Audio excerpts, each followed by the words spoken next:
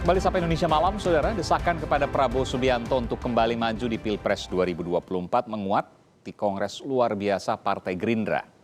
Dukungan itu bulat dari pengurus DPC dan DPD Partai Gerindra se-Indonesia. Elektabilitas Prabowo memang tercatat 3 teratas dari sejumlah lembaga survei.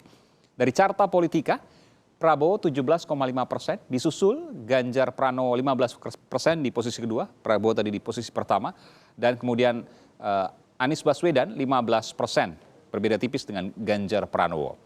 Sebaliknya dari survei indikator politik, juga pada Juli 2020 lalu, Ganjar Pranowo meraih 16,2%, disusul Anies Baswedan 15%, dan Prabowo di posisi ketiga 13,5%. Perolehan suara Prabowo Subianto di Pilpres 2009 lalu juga berpotensi jadi modal kuat Partai Gerindra. Bersama Sandi saat itu, Prabowo meraup suara 44,5%. Sejauh mana peluang Prabowo Subianto dan Partai Gerindra di Pilpres 2024 nanti? Kita ulas setelah informasi berikut ini.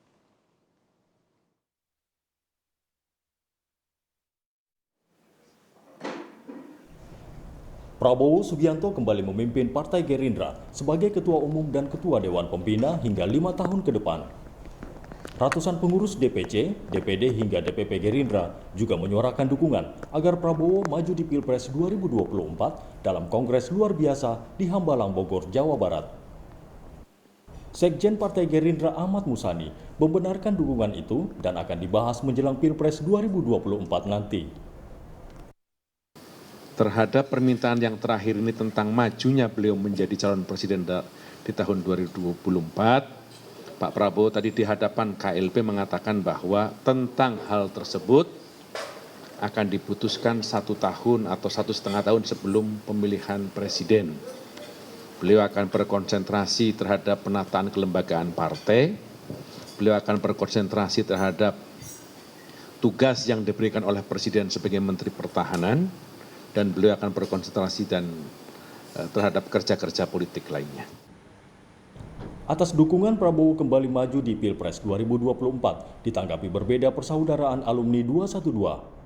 Ketua PA 212 Slamet Ma'arif meyakini Prabowo adalah negarawan yang akan mendorong calon presiden kalangan muda. Urusan kami dengan Pak Prabowo, dukungan kami terhadap Pak Prabowo ya sudah selesai, karena memang sudah selesai Pilpresnya.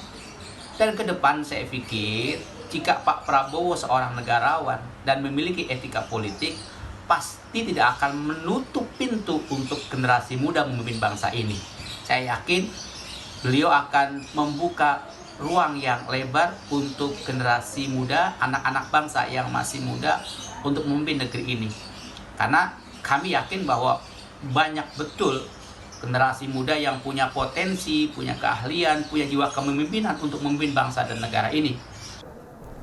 4 kandidat kuat Capres 2024, termasuk Prabowo Subianto, tercatat di peringkat atas elektabilitas dari beberapa survei. Survei Sirus Network pada Januari 2020, Prabowo di urutan pertama dengan 23,8%, disusul Sandiaga Uno 18,8% dan Ganjar Pranowo 13,2%. Berikutnya survei Indobarometer pada bulan Februari. Elektabilitas Prabowo meraih 22,5%, Anies Baswedan 14,3%, dan Sandiaga Uno 8,1%. Dari lembaga median, Prabowo meraih 18,8%, di atas Anies Baswedan 15,8%, dan Sandiaga Uno 8,3%. Survei Carta Politika Indonesia di awal Juli 2020 lalu. Elektabilitas Prabowo Subianto 17,5%, lalu Ganjar Pranowo 15,9%, dan Anies Baswedan 15%. Terakhir survei indikator politik Indonesia yang digelar 13 hingga 16 Juli lalu, Ganjar Pranowo meraih 16,2%, Anies Baswedan 15%, dan Prabowo 13,5%. Kekuatan elektabilitas ini dinilai membuka lebar kans Prabowo Subianto maju lagi di Pilpres 2024. Pengamat politik Yunarto Wijaya bahkan menilai magnet elektoral sosok Prabowo Subianto di Pilpres 2024 juga didukung posisinya di pemerintahan saat ini. Nah, Apa yang kemudian ingin ditegaskan di sini menurut saya pertama secara elektoral akan berpengaruh menjawab pertanyaan-pertanyaan besar kepada Prabowo apakah dia akan maju kembali atau tidak, sehingga membuat sebagian pemilihnya yang mungkin punya rencana berpaling ketika berpikir Prabowo tidak akan maju kembali akan kembali mendukung beliau. Yang kedua, efeknya juga kepada Gerindra karena kita tahu ini partai yang besar karena sosok. Dan ketika Prabowo masih menjadi sosok calon presiden dilekatkan dengan Pilpres, pada titik itulah keberadaannya sebagai magnet elektoral juga semakin besar. Tantangannya apa? Pertama tentu saja bagaimana kemudian bisa menempatkan dirinya secara tepat untuk bisa mempertahankan segmen yang pernah milih di 2014 dan 2019 dan mungkin mengambil segmen sebagian dari pemilih Jokowi yang sudah melihat dirinya menjadi sosok yang berbeda karena masuk dalam pemerintahan. Sejauh mana prestasi kinerja Prabowo di pemerintahan Joko Widodo saat ini dinilai akan menguatkan kansnya jika benar maju Pilpres lagi. Sementara di tingkat Pilkada serentak 2020, Gerindra dan PDI Perjuangan disebut begitu akrab berkoalisi mengusung para kontestan. Tim Liputan, Kompas TV. Saudara, kans Prabowo Subianto di Pilpres 2024 dikritik terutama berkaitan dengan kaderisasi internal Partai Gerindra. PA212 bahkan menyebut ini sebagai bagian dari etika politik dan kenegarawanan Prabowo Subianto. Kita bahas hal ini bersama Daniel Anzar Simanjuntak, juru bicara Prabowo Subianto, dan juga Selamat Ma'arif, Ketua Umum PA212. Selamat malam, Bung Daniel.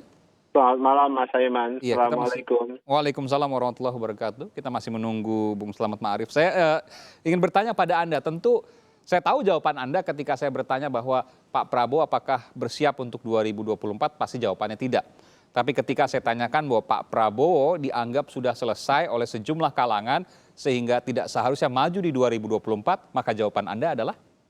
Ya, anggapan itu sah-sah saja ya, siapapun bisa berpendapat seperti itu. Ada yang percaya dengan Pak Prabowo, tapi ada juga yang tidak percaya dengan beliau. Itu manusiawi dan sunatullah lah seperti itu. Jadi yang jelas posisi Pak Prabowo pada saat ini beliau ada di pemerintahan, beliau ingin memastikan kerja beliau sebagai bagian dari pemerintah itu bisa memberikan kontribusi lebih baik agar kita kemudian apalagi suasana krisis pada saat ini COVID-19 dan sebagainya kita bisa segera keluar. Dan itu dedikasi yang sekarang ingin dilakukan oleh Itu kita bicara sekarang, nanti saya akan bicara sekarang kaitannya ke 2024. Tapi sebelum saya bicara itu dulu, saya ingin tanya, bagaimana kemudian dengan kesan Pak Prabowo nggak usah maju lagi deh 2024, kasih dong yang muda-muda. Pak Prabowo kan udah selesai 3 kali Pilpres, betul ya 3 kali Pilpres, dan sudah cukup lah. Mas Aiman, demokrasi itu basisnya adalah kepercayaan atau trust.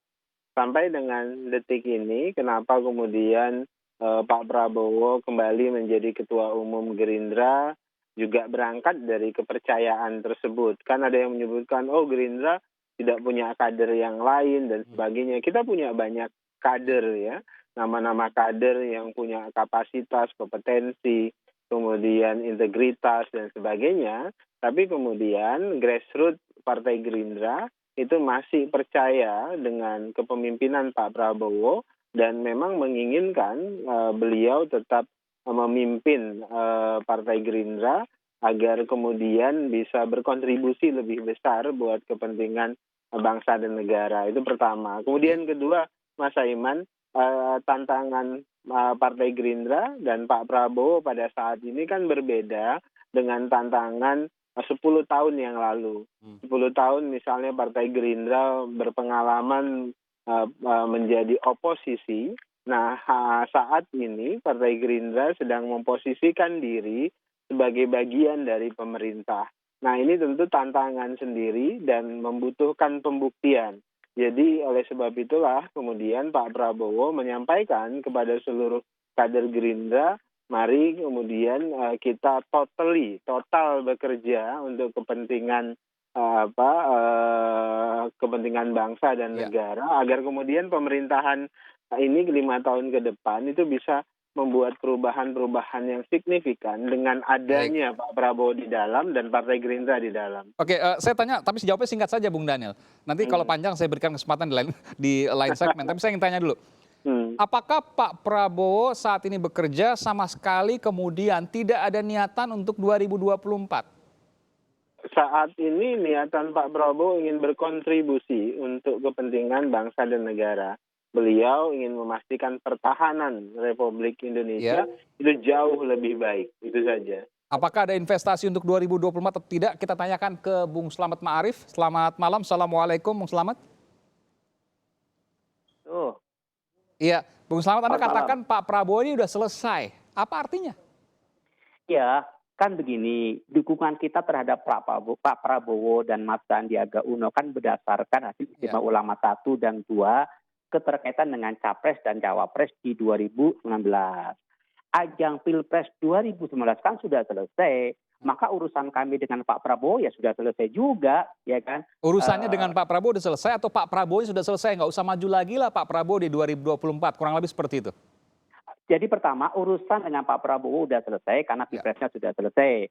Kemudian ketika Pak Prabowo bergabung dengan pemerintahan, kita juga tetap istiqomah terhadap hasil Istimewa Ulama 4, di mana kami harus menjaga jarak dengan pemerintah. Oleh karenanya, ya biarkan Pak Prabowo menyelesaikan tugasnya sebagai Menhan, kita hanya bisa mendoakan mudah-mudahan sehat, amanah, gitu kan. Nah, kami tetap akan menjadi gerakan moral, gerakan oposisi berjalan di atas rel yang disepakati oleh Istimewa Ulama 4. Kenapa saya tanyakan seperti itu, Bung Slamet? Karena Anda katakan bahwa Pak Prabowo, kami sudah selesai mengusung Pak Prabowo, tapi ada kemudian kalimat lanjutannya, ya dikasih ke kader-kader yang muda lah, kurang lebih seperti itu. Artinya kan Pak Prabowo jangan maju lagi dong. Ya, jadi begini, saya yakin Pak Prabowo itu seorang negarawan, dia mengerti etika politik. Sehingga ketika beliau seorang negarawan, kemudian paham etika politik, pasti tidak akan menutup pintu untuk anak-anak muda, generasi muda seperti Bang Daniel, dan akan membuat peluang yang besar di 2024. Oleh karenanya, bagi kami akan berpikir 1000 kali untuk kemudian mendukung Pak Prabowo ketika beliau mencalonkan maju lagi. Karena kami yakin bahwa 2024 itu adalah tahunnya generasi muda, tahunnya penerus bangsa. Dan ini juga kan sesuai dengan apa yang disampaikan Gerindra akan membuka pintu lebar kepada anak-anak muda di kepengurusan yang akan datang. Kalau gitu saya menyimpulkan sendiri deh, nanti kemudian saya tanyakan ke Bung Daniel. Kalau Pak Prabowo maju ke 2024, namanya Pak Prabowo bukan negarawan. Karena Pak Prabowo tidak mementingkan generasi muda. Kita akan kembali saat lagi, tetap bersama kami Sapa Malam. Saya akan konfirmasi pertanyaan ini ke Bung Daniel selepas jeda.